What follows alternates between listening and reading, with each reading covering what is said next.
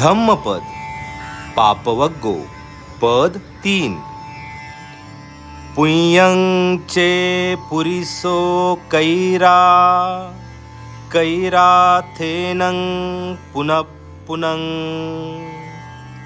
तम्हि छन्दं कैराथ सुखो पुय्यस्य उच्चयो. म्हणजे माणसाने जर पुण्य केले तर ते पुन्हा पुन्हा करावे. त्याचा म्हणजेच पुण्याचा छंद घ्यावा. पुण्य साठवून ठेवणे हे सुखकारक आहे.